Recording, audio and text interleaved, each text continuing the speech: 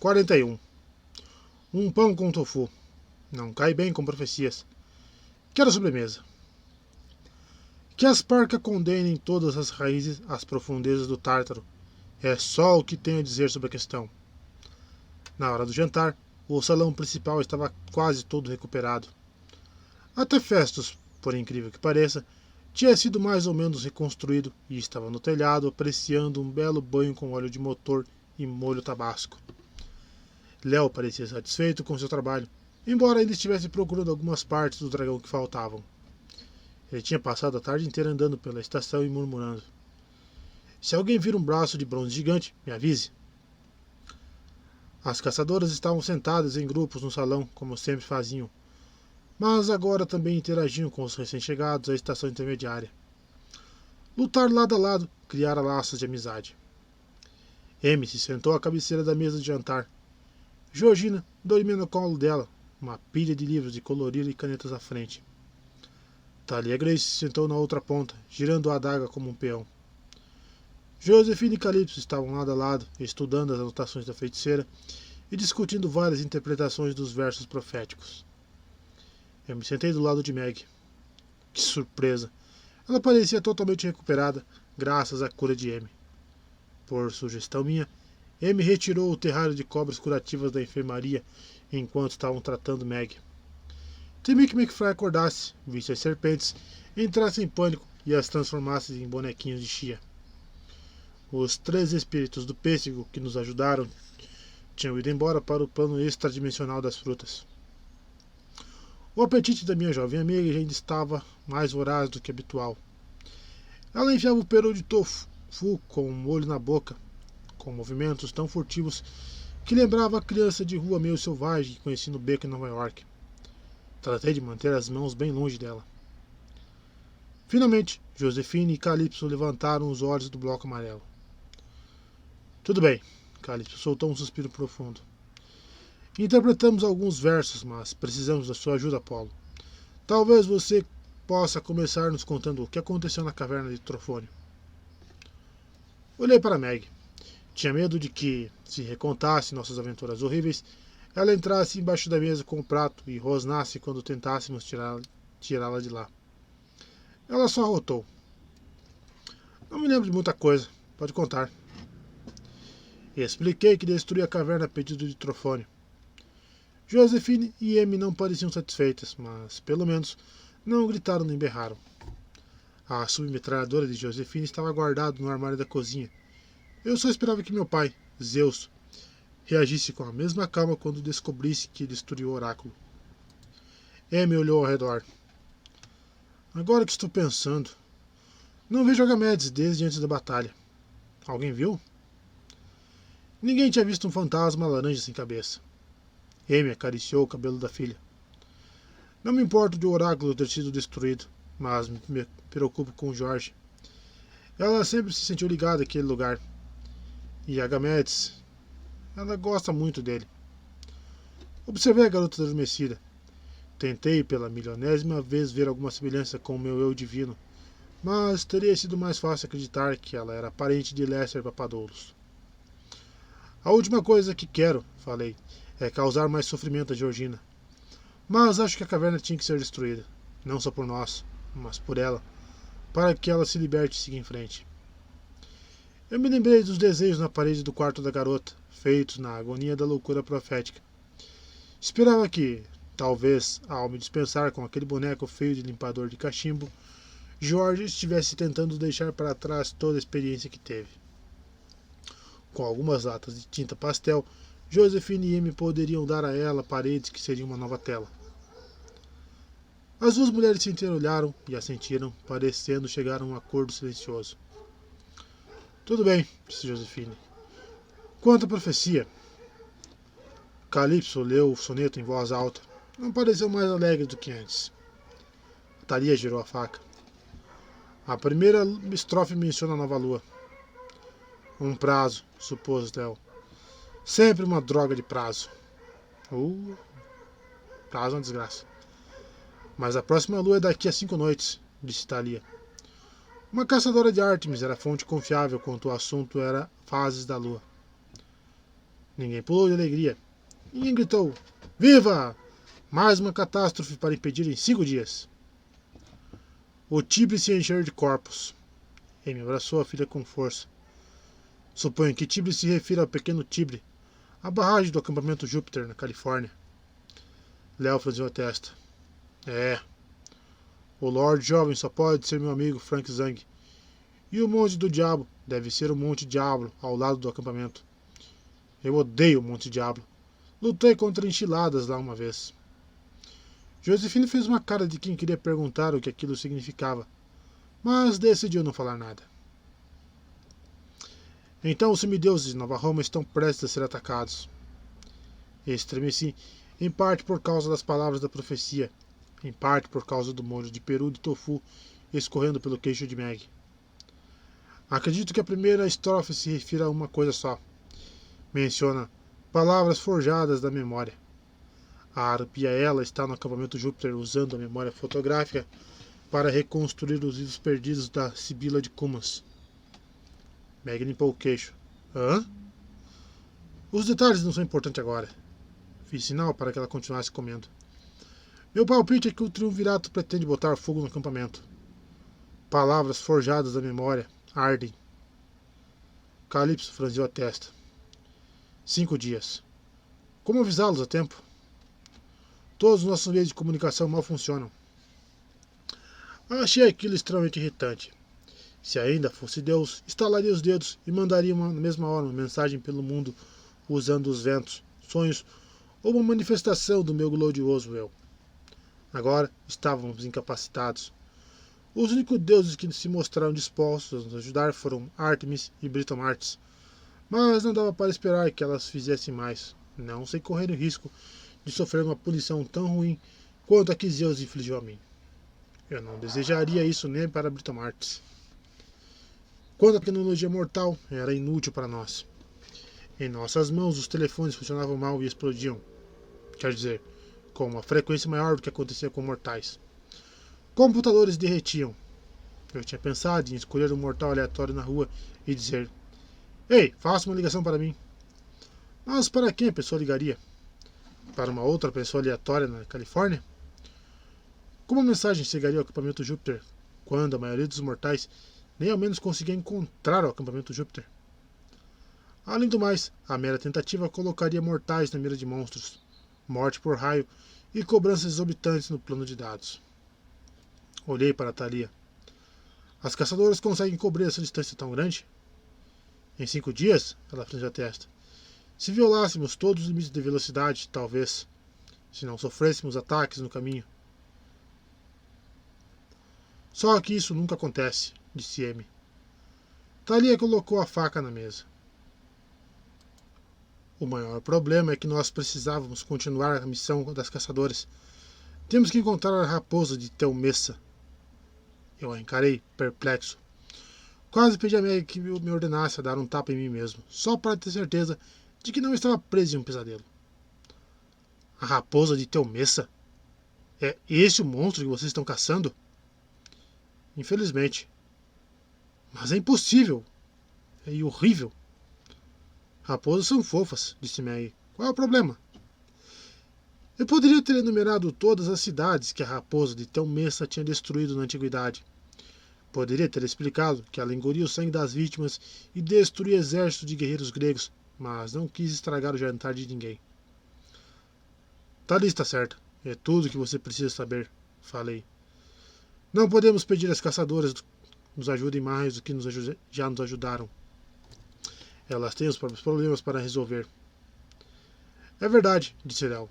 Vocês foram extraordinárias e fizeram muito por nós, T. Thalia inclinou a cabeça. Faz parte do trabalho, Valdez.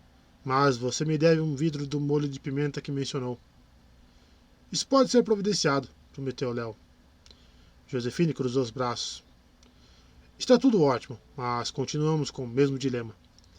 Como mandamos uma mensagem para a Califórnia em 5 dias? Eu, disse Léo. Todos olhamos para ele. Léo, disse Calypso, nós levamos 6 semanas para chegar aqui vindo de Nova York. É, mas com 3 passageiros, disse ele. E, sem querer ofender, Um deles era um antigo deus que atraía bastante atenção negativa. Realmente, a maioria dos inimigos que nos atacaram na viagem se apresentou com gritos de "Ali está Apolo! Matem-no!" Eu viajo rápido e com pouca bagagem, disse Léo. Já percorri grandes distâncias sozinho. Consigo chegar à Califórnia. Calypso não pareceu feliz. Sua pele ficou um tom mais escuro do que o bloco amarelo. Ei, mamacita, eu vou voltar, prometeu ele. Só vou começar as aulas um pouco depois. Você pode me ajudar a botar o dever de casa em dia. Odeio você, resmungou ela. Léo apertou a mão dela. Além do mais, vai ser bom ver Hazel e Frank de novo. E Reina também, apesar de aquela garota ainda me assustar. Supus que Calypso não estava muito aborrecida com o plano, pois nenhum espírito aéreo pegou o Léo e o jogou pela janela. Talia Grace apontou para o bloco. Então deciframos uma estrofe. Viva! E o resto? Acho que o resto é sobre mim e Meg, falei. Aham, concordou Meg. Passa o pãozinho. Josefine entregou o cesto para ela e observou impressionada, enquanto minha amiga colocava na boca um pãozinho macio atrás do outro. Então o verso sobre o sol ir para o sul, disse Josefine. É você, Apolo. Obviamente, concordei. O terceiro imperador deve estar em algum lugar do sudoeste americano, em uma terra de morte queimada. Chegamos lá por labirintos. O labirinto, disse Meg. Estremeci. Nossa última passagem pelo labirinto ainda estava fresca na minha memória. Fomos parar nas cavernas de Delfos. Ouvimos meu antigo inimigo Piton deslizando e sibilando acima das nossas cabeças. E eu esperava que, desta vez, pelo menos, Meg e eu não tivéssemos que participar de uma corrida de 3 pernas. Em algum lugar no sudoeste, continuei, nós temos que encontrar o falante de palavras cruzadas. Acredito que seja uma referência a Sibila Eritreia, outro oráculo antigo. Eu não me lembro de muita coisa sobre ela. Que surpresa, resmungou Meg. Mas ela era conhecida por proferir suas profecias em acrósticos, jogos de palavras. Talia fez uma careta. Parece ruim. Annabeth me contou que encontrou a esfinge no labirinto uma vez. Enigmas, labirintos, quebra-cabeças. Não, obrigada. Me dê alguma coisa em que eu possa disparar. Georgina choramingou, ainda dormindo. Amy beijou a testa da menina. E o terceiro imperador? Perguntou ela. Você sabe quem é? Revelei as frases da profecia da mente. Dono do cavalinho branco. Dono do cavalo branquinho. Isso não ajudava em nada. A maioria dos imperadores romanos gostava de ser retratada como um general vitorioso cavalgando em corcéis por Roma. Alguma coisa me abalava naquela terceira estrofe. Ao palácio ocidental com as botas inimigas. Meus dedos mentais não conseguiam segurar a resposta. Meg, falei, e o verso diz que a filha de Deméter encontra raízes antigas? Você tem família no sudoeste? Se lembra de já ter ido lá? Ela me olhou com cautela. Não. E enfiou outro pãozinho na boca como um ato de rebeldia.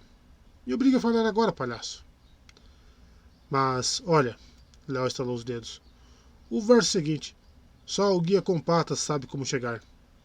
Isso quer dizer que você vai encontrar um sátiro? Eles são guias, não são? Tipo o treinador Red. É o que eles fazem. Verdade, disse Josefine. Mas não vemos um sátiro por aqui há décadas, concluiu Amy. Meg engoliu mais carboidratos. Eu arrumo um. Fiz cara feia. Como?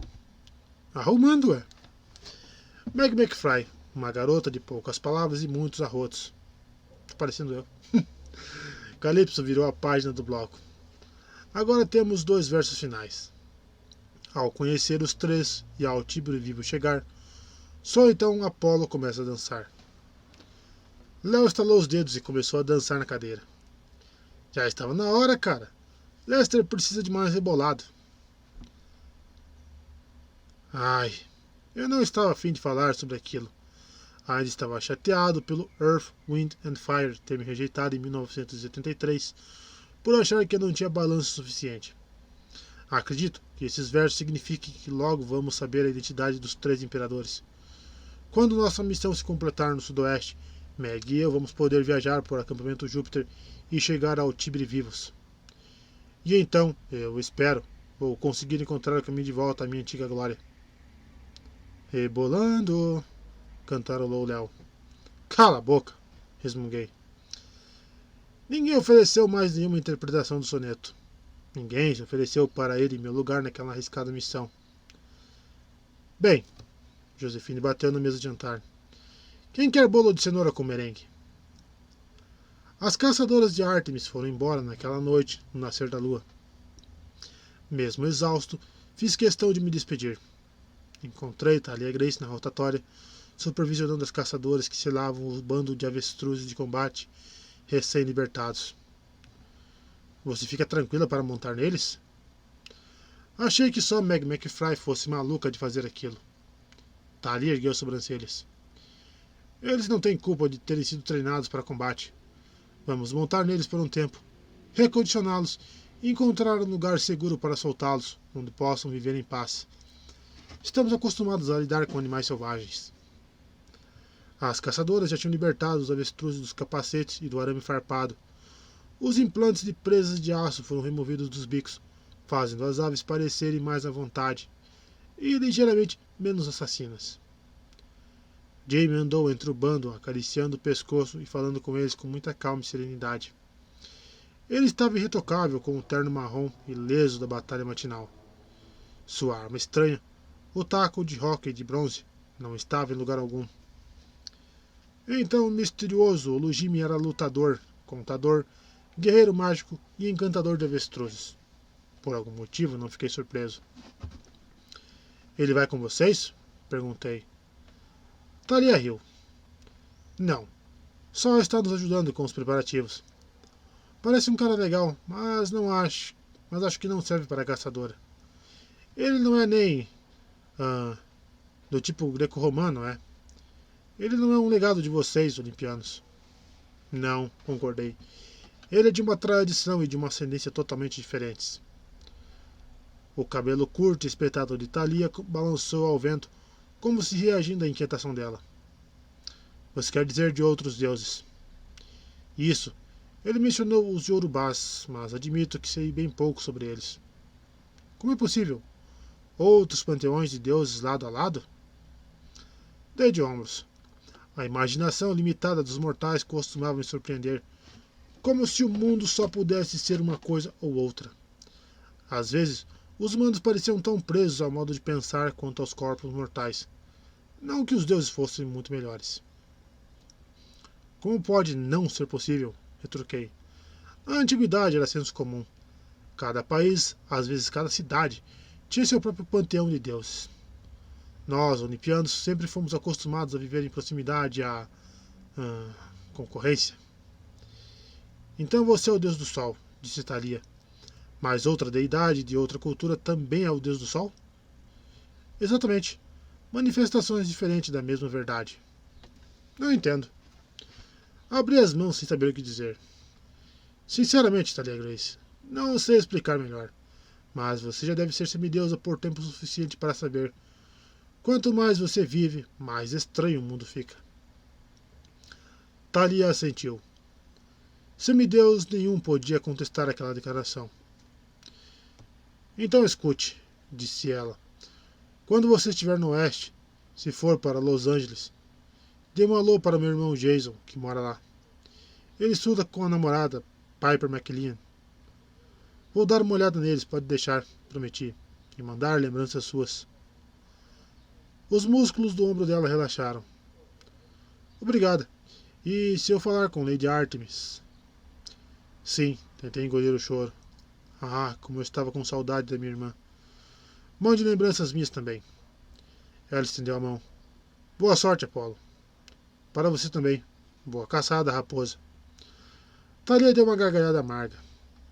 Duvido que vá ser boa, mas obrigada. Na última vez que vi as caçadoras de Artemis, elas estavam descendo a rua South Illinois em um bando de avestruzes indo para o oeste, como se em busca da lua crescente.